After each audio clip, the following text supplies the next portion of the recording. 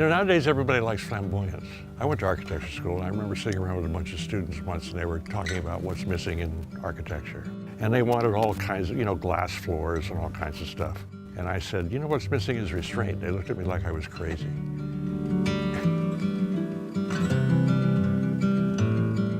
Well, the house was designed in late 1948 by Hawaii's noted architect Vladimir Ossipoff and built by my parents 51, 52.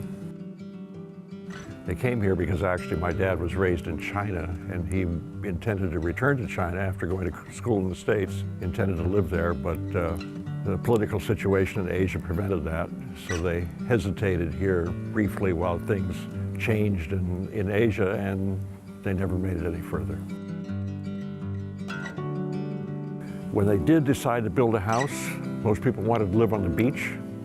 My dad particularly said, no, I want to live in the mountains. And there was a reason for that. Where he lived in China, it got to be over 100 degrees in the summer. And so he and his family would spend the summers up in the mountains at 6,400 feet in an absolutely idyllic situation. Waterfalls, beautiful trails through the woods. And he wanted to duplicate that.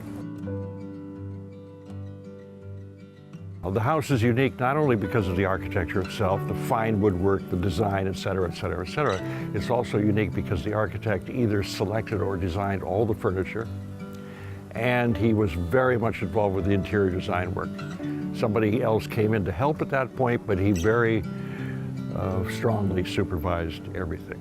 It's very much an inside outdoor space, leads right onto the outdoors. It's cool, it's protected in almost all weather except really severe kona storms.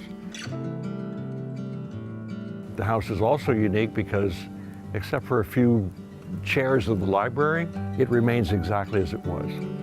Ossipoff and my parents became lifelong friends.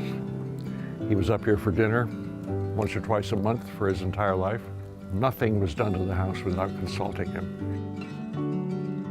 There's nothing really extremely bright, but he loved to do his little spots of orange here and there. And downstairs is more of a playroom.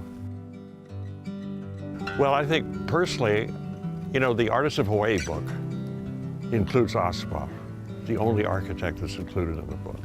And I've always considered, Ossipoff an artist before an architect. And a lot of people, I say this is among his best houses. A lot of people say this is his best house.